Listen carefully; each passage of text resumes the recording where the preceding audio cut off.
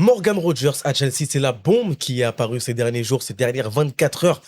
Morgan Rogers, l'international anglais, a donné son accord pour rejoindre les Blues de Chelsea, après avoir notamment parlé avec Xabi Alonso, qui lui a convaincu de rejoindre le projet des Blues. Une offre record, encore une fois, 138 millions d'euros pour Aston Villa. Encore une fois, un transfert extrêmement cher. Après Elliot Anderson, un autre joueur rejoint le club anglais, rejoint Chelsea pour un montant affolant.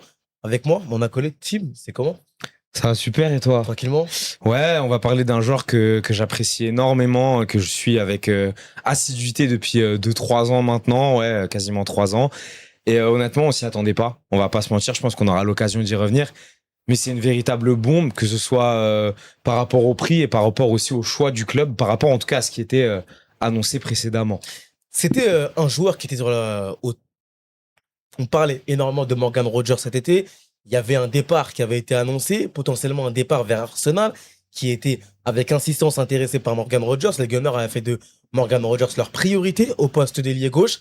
Finalement, on apprend, notamment sur les dernières 24 heures, avec les informations notamment de David Ornstein, de Fabrizio Romano, de Nicolo Schira, que Morgan Rogers a accepté les termes de Chelsea, un contrat de 6 ans plus une année en option pour 115 millions de livres, 137 millions d'euros. Un transfert qui place directement Morgan Rogers parmi les 5 joueurs les plus chers de l'histoire du football. C'est choquant de le voir à Chelsea. C'est choquant de le voir à Chelsea parce que, comme tu l'as dit, ça faisait plusieurs semaines que Arsenal faisait le forcing. Il y avait déjà eu une première offre qui avait été adressée justement à Aston Villa pour l'international anglais. À hauteur de 100 millions. Exactement, et tout prêtait à croire que le numéro 27 des Villains allait rejoindre le club champion en titre quand même aussi. Donc, Et finaliste de la Ligue des Champions. finaliste de la Ligue des Champions. Donc on se disait aussi que les récentes performances sportives d'Arsenal allaient être un argument de plus qui allait peser dans la balance en la faveur de l'arrivée de Rodgers. Et au final, pas du tout. Il y a un retournement de situation. Voilà, on a appris ça, je sais pas, hier en fin d'après-midi, on va dire à peu près vers 17-18 heures française, que Chelsea allait griller la politesse aux Gunners et allait s'adjuger les services de Rodgers. On reviendra sur le prix. C'est un excellent choix pour Chelsea, en tout cas, que de réussir à ramener un tel joueur dans ses rangs. Pour Rodgers, le choix est plus dur à comprendre parce que tu te dis, voilà, il y a un besoin à gauche du côté d'Arsenal. Ils sont champions en titre. C'est quand même une équipe qui est bien mieux établie et bien plus solide que Chelsea. Chelsea, c'est un petit peu flou, justement. C'est l'objet d'une vidéo qu'on a réalisée il y a quelques jours sur PL Central. Chelsea avance un petit peu dans le flou, dans les incertitudes, là où Arsenal, quand même, t'as un projet qui, depuis plusieurs années, est vraiment mûr et vraiment réfléchi. Donc, ça interroge. Mais après, voilà, on va y revenir. L'arrivée de Xabi Alonso, je pense, est un facteur. Le fait de retrouver son pote Cole Palmer, avec lequel il a été formé aussi du côté de Manchester City, est sûrement un autre facteur. Il se dit que peut-être ça sera plus lui, la star du projet de Chelsea, que ça n'aurait été le cas à Arsenal, où il y a aussi des Odegaard, des Saka, des joueurs comme ça. Donc, je pense qu'il va falloir attendre les premiers matchs pour comprendre ce choix. Mais ouais, choquant, je pense que c'est le mot qui convient. On va revenir un petit peu après sur le prix, mais factuellement, Chelsea réalise un coup statement.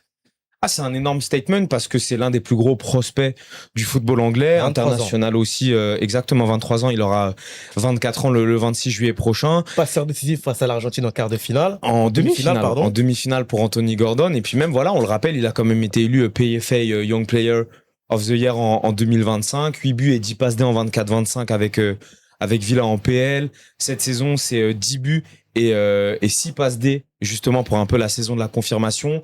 Ajouter à ça, il y a aussi une très très belle campagne européenne avec Aston Villa qui s'est soldée par une victoire en finale 3-0 face à Fribourg, match lors duquel il a été décisif. Donc voilà, Morgan Rogers, c'est un joueur qui est vraiment établi dans le paysage du football anglais, même dans le paysage du football européen. On le rappelle, buteur face au Paris Saint-Germain en quart de finale de Ligue des Champions, il y a de ça bientôt 1 an et demi. Il peut jouer à gauche, il peut jouer en soutien d'un attaquant, il peut éventuellement aussi dépanner au poste de milieu offensif droit. Donc pour Chelsea, voilà, tu prends une des valeurs sûres du championnat dans ce secteur-là, qui sort de 2 saisons abouties et qui est fort d'un statut qui prend de plus en plus d'ampleur avec les Three Lions. Donc c'est bénef. Finalement, avec Xabi Alonso, qui a joué dans les négociations et qui a permis à ce que Morgan Rogers rejoigne les Blues de Chelsea, on se dirigerait plus vers un 3-4-3 ou un 4-2-3-1.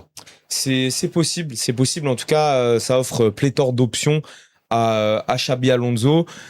S'il avait la ressource nécessaire pour une défense à 3, je t'aurais dit que repasser en 3-4-2-1 comme il le faisait du côté de Leverkusen avec des profils comme Palmer, Joao Pedro et Morgan Rogers, ça aurait été peut-être encore plus létal pour les Blues. Là, on va voir comment ça s'articule, mais en tout cas, c'est sûr qu'avec Morgan Rogers, tu te prives d'aucune option, voire tu t'ouvres d'autres portes sur lesquelles tu n'avais pas forcément misé. Tu peux le faire jouer à gauche, tu peux le faire jouer en soutien d'un Joao Pedro. On sait que Palmer, Pedro, c'est des profils qui sont beaucoup dans la permutation, comme un Morgan Rogers, et c'est ça qui était intéressant aussi avec le Villa d'Emery, c'est avec des profils comme Rogers, comme McGinn, comme des Ollie Watkins, il y avait énormément de mouvements, et c'est ça aussi qui permettait à Morgan Rogers d'exploiter son plein potentiel et de faire étalage à 100% de toutes ses qualités.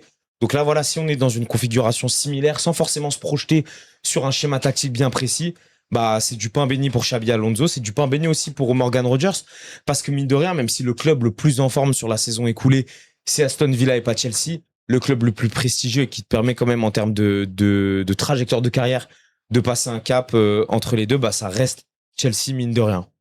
Justement, on va parler du prix, parce que c'est extrêmement important, 117 millions de livres, 138 millions d'euros. Il passe automatiquement devant Philippe Coutinho et Elliot Anderson qui sont 5e dans ce classement avec un prix avoisinant les 135 millions d'euros selon Transfermarkt.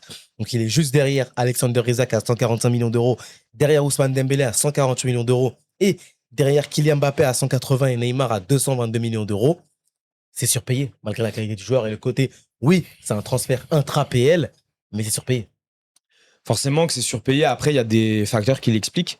C'est un international anglais. On sait que les Anglais ont une valeur marchande plus importante que les joueurs d'autres nationalités Cassé au sein du microcosme Premier League. C'est un transfert d'un club anglais à un autre. Donc ça aussi, mine de rien, ça peut jouer, hein, parce que là, Aston Villa renforce un potentiel concurrent direct pour les places européennes la saison prochaine. Et ça s'explique par le fait que le marché est complètement déréglé depuis des années. Et forcément, le dernier transfert en date qui confirme ce postulat-là, c'est Elliot Anderson qui part pour peu ou prou, millions d'euros. voilà, pour peu ou prou la même somme à Manchester City. Donc voilà, c'est juste le marché en Première Ligue qui n'a ni queue ni tête depuis plusieurs années. Donc oui, il est surpayé. Après voilà, il peut, comme un Moises Caicedo ou surtout un Declan Rice, atténuer justement les critiques par rapport à son prix si sa première saison ou ses 2-3 premières saisons sont vraiment de très très bonnes factures. Mais là, les attentes, elles vont être très élevées. Declan Rice et Caicedo, déjà, sont des milieux de terrain. Exactement. Caicedo en numéro 6. Là, on parle d'un ailier, un joueur offensif, 138 millions d'euros. Les attentes vont être démesurées. Bien sûr, et encore, je te prenais l'exemple de Declan Rice. Mine de rien, Declan Rice, pour moi, est le meilleur joueur d'Arsenal depuis qu'il a rejoint la capitale, depuis qu'il a rejoint les Gunners. Avec Bruno Fernandes. C'est le meilleur joueur de Première Ligue avec Bruno Fernandes cette saison. C'est l'un des artisans majeurs du premier titre sur la scène nationale d'Arsenal depuis 22 ans. Donc en fait, bah, les attentes vis-à-vis d'un Morgan Rogers, elles vont être celles-ci. Ça va être de faire gagner Chelsea et des trophées majeurs, hein. Pas des coupes nationales, mais de faire gagner Chelsea en Europe. Bah, t'as que l'APL cette saison. C'est ça. Cette saison, t'as que l'APL, mais les autres saisons, on peut espérer que les Blues aient aussi la Ligue des Champions à jouer. Donc on va attendre à ce que Morgan Rogers emmène à minima, j'allais dire Arsenal, à minima Chelsea en demi de Ligue des Champions, qu'il leur offre aussi une première couronne anglaise depuis 2017. C'est ça les attentes qu'on doit avoir d'un Morgan Rogers. On va aussi s'attendre à ce qu'il ait un rendement similaire à celui de Cole Palmer en 23-24, à ce qu'il soit en fait dans la discussion du meilleur joueur de Première Ligue, tout simplement. Je pense honnêtement qu'il a les épaules pour assumer ce statut. Ça va maintenant être sa 3e saison au plus haut niveau, en tout cas sa 3e saison lors de laquelle il va vraiment être attendu. Donc pour moi, il a montré qu'il avait les capacités, même en équipe d'Angleterre. Il a assumé le statut que Tuchel lui a donné. Mais ouais, ça va être chaud et ça va être kiffant, honnêtement.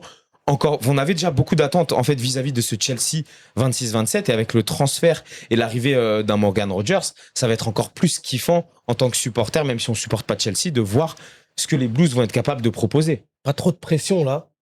Ah bah si, forcément. Parce que là, parce que déjà un transfert. Là, l'objectif c'est à minima de retourner en Ligue des Champions. Ah oui, au pire d'être en Champions League, au mieux d'être champion de PL. Exactement. Mais ça aurait été l'objectif de toute manière pour Chelsea. C'est juste que là, bah, il est accru et on te ratera encore moins si tu loupes le coche. Nous, en tant qu'observateurs, si Chelsea fait une mauvaise saison, en tout cas, ne répond pas aux attentes. Après, Morgan Rogers, trop de pression. Oui, il y aurait de la pression de toute manière peu importe qu'il ait rejoint Arsenal ou Chelsea, parce que voilà, c'est un transfert qui va lui faire passer un step dans sa carrière. Là, il aura moins le droit à l'erreur. Il va avoir 29 ans dimanche prochain, donc forcément, il y aura moins aussi cet argument de la jeunesse. Là, ça y est, il va falloir aussi passer un step en termes de ce que tu es capable de proposer. Donc trop de pression, oui, parce qu'en plus on connaît l'environnement médiatique en Angleterre qui ne te loupe pas pour le coup, hein, on va pas se mentir. En plus Chelsea, et on en a déjà parlé en off entre nous, Chelsea est un des gros clubs anglais pardon, qui bénéficie du moins de clémence avec Manchester United en Angleterre. Donc oui, dès qu'il va rater une passe, dès qu'il va rater un match, les tabloïds anglais vont se faire un plaisir de le saigner à blanc. Mais voilà, je pense qu'il le sait. C'est aussi le lot des grands joueurs en devenir. C'est aussi le lot de quand tu rejoins un grand club qui suscite autant de débats que Chelsea. Mais moi, je continue à penser qu'il est capable d'assumer toute cette pression-là. Il va réussir? Il va réussir. La première saison, je pense qu'il va quand même falloir lui laisser quelques mois d'adaptation parce que même s'il connaît très très bien la première ligue et qu'il connaît pas mal de ses partenaires qu'il va retrouver du côté de Chelsea, ça reste un projet très incertain du côté des Blues. Ça reste un projet avec un nouveau coach qu'il ne connaît pas. Ça reste un nouveau challenge. Tout simplement, il va falloir aussi qu'il fasse son trou, entre guillemets, qu'il trouve ses repères. Mais je pense qu'à terme, voilà, quand on fera le bilan dans 2 ou 3 ans, à l'image d'un Declan Rice, oui, son passage et ses premières saisons seront globalement réussies. Morgan Rogers à Chelsea, c'est Here We Go de Fabrizio Romano, 138 millions d'euros, 117 millions de livres. Est-ce trop cher payé? Est-ce que c'est surpayé? Est-ce que Morgan Rogers va réussir chez les Blues de Chelsea sous la houlette de Xabi Alonso? À vous de nous le dire en commentaire. Partagez, commentez, likez, boostez la vidéo, c'est important. Mettez les 5 étoiles sur les plateformes de podcast. Installez Code Foot et d'ici là, à la prochaine. Salut! Peace.